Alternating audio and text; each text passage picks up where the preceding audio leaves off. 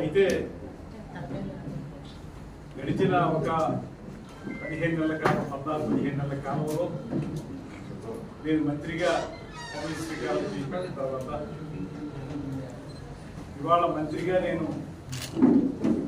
మీ అందరి ముందు నిలబడగలిగానంటే లేకపోతే ఈ కార్యక్రమాలు చేయగలుగుతున్నానంటే దానికి ప్రధాన కారకులు శ్రీ పవన్ కళ్యాణ్ గారు. వారి యొక్క ఆశీస్సులతోనే నేను కూటమి ప్రభుత్వంలో మంత్రిగా పదవి స్వీకారం చేయడం జరిగింది. అదేవిధంగా మరో పక్కన అత్యంత సమర్థుడిగా పేరు పొందినటువంటి పరిపాలనా దక్షులైనటువంటి చంద్రబాబు నాయుడు గారి యొక్క మంత్రివర్గంలో సభ్యులు కావడం కూడా నాకు లభించినటువంటి ఒక అదృష్టంగా నేను భావిస్తాను. పవన్ కళ్యాణ్ గారి ఆశీస్సులు, ముఖ్యమంత్రి గారి యొక్క ఆయన మార్గనిర్దేశకత్వం, అదేవిధంగా పైన ఉన్నటువంటి నరేంద్ర మోడీ గారి యొక్క రాష్ట్ర ప్రభుత్వానికి ఇచ్చేటువంటి సపోర్టు, వీటన్నిటి దృష్ట్యా కొన్ని కార్యక్రమాలని మంత్రిగా కూడా చేయగలుగుతున్నాం. ఎందుకు ఈ మాట చెప్తున్నానంటే ఒక పక్కన రాష్ట్ర ప్రభుత్వం, ముఖ్యమంత్రి, ఉప ముఖ్యమంత్రి గారి నేతృత్వంలో పర్యాటక రంగంలో అనేక కార్యక్రమాలని, అనేక పాలసీలు తీసుకురావడంతో పాటు కేంద్ర ప్రభుత్వం కూడా ఇతోధికంగా మనకు సహాయం చేయదు. అఖండ గోదావరి కానివ్వండి, గండికోట కానివ్వండి, అహోబిలం కానివ్వండి, అన్నవరం కానివ్వండి, సింహాచలం కానివ్వండి, వివిధ రకాల స్కీముల్లో కేంద్ర ప్రభుత్వం కూడా మనకు సహకరించడం బీచ్ కానివ్వండి. వీటి వల్ల ఒక పక్కన రాష్ట్ర ప్రభుత్వం యొక్క ప్రోయాక్టివ్ సిస్టమ్ ఫర్ టూరిజం ఉండగా మరో పక్కన కేంద్ర ప్రభుత్వం సహకారం, ఈ రెండింటి వల్ల మనం అనేక కార్యక్రమాలు చేపట్టగలుగుతున్నాం. అందుకే ఈ 14-15 నెలల కాలంలో రమారమి పర్యాటక రంగంలో ముఖ్యమంత్రి గారు, ఉప ముఖ్యమంత్రి గారు ఇచ్చినటువంటి సపోర్ట్ తోటి మంత్రిగా మేము రమారమి 10,644 కోట్ల పర్యాటక ప్రాజెక్టులకి మేము ఎంఓయూలు చేసుకోవడం జరిగింది.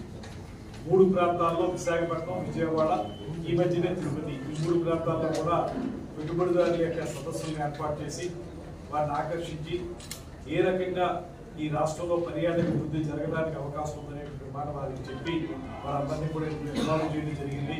తద్వారా 695 కోట్లతో ఇప్పటికే 88 ప్రాజెక్టులు, ఈ 1644లో ఇన్ని ప్రాజెక్టులు ఇప్పటికే ప్రారంభించాం. ఇందులో దాదాపుగా 3,554 మందికి ఉపాధి వస్తుంది. నేను ఇక్కడ మనం ఆలోచిస్తూ పక్కన పెట్టుబడి రావడంతో పాటు అనేక మంది యువత ఎవరైతే ఉన్నారో, ఎస్పెషల్లీ హాస్పిటాలిటీ రంగంలో ఉద్యోగాలు చేరుకున్నటువంటి యువత ఎవరైతే ఉన్నారో వారందరికీ ఉద్యోగాలకు అవకాశం కూడా ఏర్పాటు చేయడం. అదేవిధంగా 4.6% ఉన్నటువంటి జీవీఏని 8% పెంచడం, 28% పైబడి జీవీఏని కంట్రిబ్యూట్ చేయడం, పర్యాటక రంగంలో 12% ఉపాధిని 15% పెంచాలని దీంతో మేము ఈ టూరిజం డిపార్ట్మెంట్ పనిచేస్తూ ఉంది. అదేవిధంగా భారతదేశానికి విదేశాల నుంచి వచ్చేటువంటి పర్యాటకుల్లో టాప్ 10 రాష్ట్రాల్లో ఆంధ్రప్రదేశ్ ఒకటిగా తయారు చేయాలని కూడా ప్లాన్ చేస్తూ ఉన్నాం. అదేవిధంగా పర్యాటక రంగంలో ఒక పర్యాటకుడు ఒక ప్రాంతానికి వచ్చినప్పుడు ఖర్చు పెట్టేటువంటి ఇవాళ ఉన్నటువంటి పరిస్థితి 1,700 రూపాయలు ఖర్చు పెట్టేటువంటి పరిస్థితి, దాన్ని 25,000కు పెంచే విధంగా, అంటే ఒక రోజు పర్యాటకం కోసం వచ్చేటువంటి పర్యాటకులు కనీసం ఇక్కడ 2-3 రోజులు ఉండి కేవలం రిలీజియస్ టూరిజం మాత్రమే కాకుండా, టెంపుల్ టూరిజం మాత్రమే కాకుండా ఇతరత్ర టూరిజం యాక్టివిటీస్ అన్ని కూడా కవర్ చేసుకునే విధంగా రాష్ట్రంలో పర్యాటక రంగాన్ని అభివృద్ధి చేయాలని దానికి ఈ రకమైనటువంటి విధానాన్ని అవలంబిస్తున్నాం.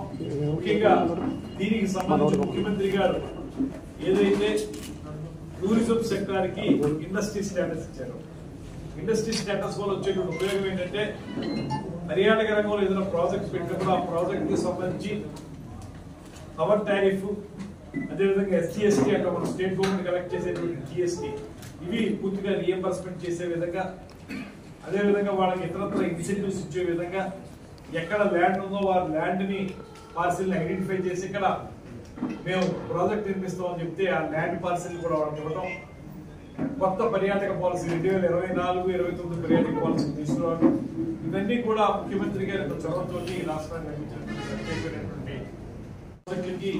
ల్యాండ్ ఇవ్వడం అనేటువంటి, ల్యాండ్ పాలసీ ఇవ్వడం అనేటువంటిది ఏ రకంగా మనం దాన్ని ఒక పాలసీగా తీసుకొచ్చి వాళ్ళకి ఇవ్వాలనేటువంటి ఆలోచన చేస్తాం. దాంతోపాటు హోమ్ స్టేస్ మీ అందరికీ తెలుసు, గతంలో మనకి మండువాలో వీళ్ళు మన ప్రాంతాల్లో, అదేవిధంగా అనేక పుణ్యక్షేత్రాల దగ్గర పుణ్యక్షేత్రానికి వచ్చి దర్శించుకుని వెనక్కి వెళ్ళిపోవడం తప్పితే అక్కడ స్టే చేయడానికి అవకాశం లేని సందర్భంలో అక్కడ స్టార్ హోటల్స్ నిర్మించాలనేటువంటి కార్యక్రమంగా చేపట్టాం. ఇప్పటికే చాలా స్టార్ హోటల్స్ రాష్ట్రంలో అన్ని ప్రాంతాలకు వస్తూ ఉన్నాయి.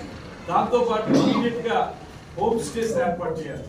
అంటే ఒక పుణ్యక్షేత్రమో లేకపోతే ఒక పర్యాటక క్షేత్రం ఉంటే అక్కడ మనం హోమ్ స్టే అంటే మండువాలోకి వెళ్ళాంటిదో లేకపోతే పురాతనమైనటువంటి ఇల్లు లాంటిదో వాటిని కొంచెం మోడర్న్ గా చేసి, అంటే ఆ ఒరిజినల్ స్ట్రక్చర్ మిస్ కాకుండా వాటిలో అధునాతనమైనటువంటి సౌకర్యాలు కల్పించి తద్వారా దాన్ని వచ్చినటువంటి పర్యాటకులు అక్కడ స్టే చేసే విధంగా, దాంతోపాటు విదేశాల నుంచి వచ్చేటువంటి మన యువకులు ఎవరైతే ఉన్నారో ఇక్కడ వాళ్ళు అక్కడ స్థిరపడినటువంటి వాళ్ళ పిల్లలు ఎవరైతే ఉన్నారో వాళ్ళకి గ్రామీణ వాతావరణం ఎలా ఉంటుంది, భారతదేశంలో గ్రామాలు ఏ రకంగా ఉంటాయనేటువంటి విషయం పూర్తిగా తెలిసే అవకాశం లేదు. అటువంటి వాళ్ళు వచ్చి హోమ్ స్టేలో ఉంటే ఒకప్పుడు ఇల్లు ఎలాగ ఉండేది, ఈ రకమైన మండువాలో ఉండేది, ఈ రకమైన పురాతన కట్టడం ఉండేది అనేటువంటి వాళ్ళకి అర్థమయ్యే విధంగా కూడా హోమ్ స్టేస్ ఏర్పాటు చేయడం. దాంతోపాటు టెంట్ సిటీ మీ అందరికీ తెలిసే ఉంటుంది. టెంట్ సిటీ అనేది మొన్న కుంభమేళా అప్పుడు కూడా టెంట్ సిటీని చాలా అద్భుతంగా అక్కడ వాళ్ళందరూ చేశారు. ఇప్పుడు మనం కూడా రమారమి 25 ప్రధానమైనటువంటి పుణ్యక్షేత్రాల దగ్గర టెంట్ సిటీని ఏర్పాటు చేయాలి. అంటే అక్కడ ఈ టెంపరీగా పెట్టేప్పటికీ కూడా వాటిలో కూడా సౌకర్యాలు ఉంటాయి. ఆ టెంట్ సిటీస్ లో వచ్చి వాళ్ళు అక్కడ నివసించి అక్కడ 2-3 రోజులు ఉండే విధంగా కార్యక్రమాన్ని ఏర్పాటు చేయడం అనేటువంటిది చేయాలి. ఇలాగా కొన్ని రకాల కార్యక్రమాలను కొత్తగా తీసుకురావడం అనేటువంటి దాన్ని మనం ప్రారంభిస్తున్నాం. దాంతోపాటు 25,000 కోట్ల రూపాయల పెట్టుబడులు ఓన్లీ టూరిజం లో రాబోయే 5 సంవత్సరాలు, మొత్తం 5 సంవత్సరాల కాల పరిమితిలో 25,000 కోట్ల రూపాయల పెట్టుబడులు టూరిజంలోకి రావాలనేటువంటిది ప్రధానమైన అంశంగా తీసుకుంటా ఉన్నాం. దాంతోపాటు రమారమి ఒక 50,000 రూములు, అంటే ఇవాళ ఉన్నటువంటి పరిస్థితుల్లో మనందరికి కూడా అనుభవం ఏంటంటే కొన్ని ప్రాంతాల్లో వెళ్ళేప్పటికీ అక్కడ మనకి వసతి సౌకర్యం లేకపోవడం వల్ల అక్కడ ఉండాలనుకున్నా ఉండే పరిస్థితి కనపడలేదు. ఇప్పుడు లంబసింగ్ తీసుకోండి, లంబసింగ్ అద్భుతమైనటువంటి పర్యాటక ప్రదేశం. ఆ లంబసింగ్కి వెళ్ళినప్పుడు అక్కడ స్టే చేయడానికి సరైనటువంటి అవకాశం లేకపోతే అక్కడ ఉండలేరు.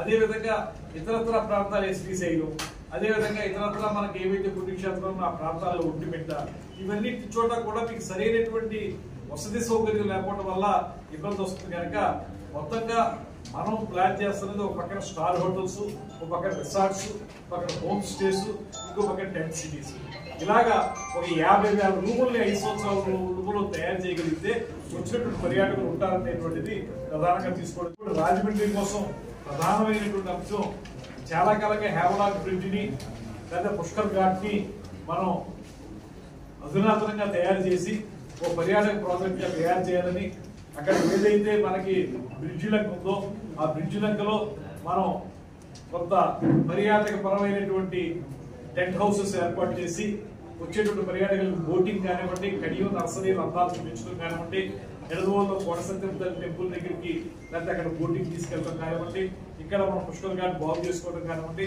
ఇంకా హేవలాక్ బ్రిడ్జ్ ని అధునాతనంగా తయారు చేసి ఆ బ్రిడ్జ్ ని యూటిలైజేషన్ లోకి తీసుకొచ్చి దాని మించి బ్రిడ్జ్ లంకలోకి దిగి అక్కడ స్టే చేసే విధంగా ఒక సమగ్రమైనటువంటి కార్యక్రమాన్ని సాస్కి అనేటువంటి స్కీమ్ కింద సెంట్రల్ గవర్నమెంట్ తోటి మనం తెచ్చుకోవడం జరిగింది. దానికి 94,44,00,000 దానికి నిధులు తీసుకురావడం జరిగింది.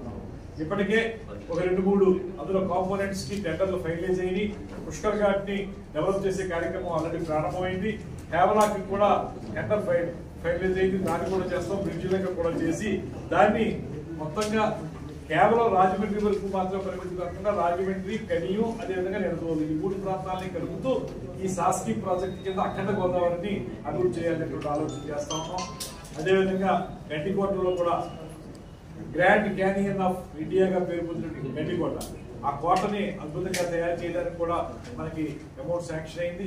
అదేవిధంగా మనకి సూర్యలింగ బీచ్, మీకు తెలంగాణ నుంచి వచ్చేవాళ్ళు ఎక్కువ మంది వచ్చేటువంటి సూర్యలింగ బీచ్ ఏదైతే ఉందో ఆ బీచ్ కి అధునాతనంగా తయారు చేయడానికి 37 కోట్ల రూపాయలు దానికి కూడా శాంక్షన్ అయింది. ప్రసాద్ స్కీమ్ అంటే టెంపుల్స్ సంబంధించింది. దానికి సంబంధించి మనకి ప్రధానంగా సింహాచలం, అన్నవరం, అహోబిలం ఇవన్నీ కూడా అద్భుతంగా తయారు చేయడానికి అక్కడి సెంట్రల్ గవర్నమెంట్ నుంచి కూడా ఫండ్స్ తీసుకురావడం జరిగింది. దాంతోపాటు బొర్రా కేవ్స్, అదేవిధంగా లంబసింగి వీటి అభివృద్ధి గురించి కూడా సెంట్రల్ గవర్నమెంట్ సపోర్ట్ తోటి ముందుకు వెళ్తా ఉన్నాం అనేటువంటి మాటని ఈ సందర్భంగా మీకు తెలియజేస్తూ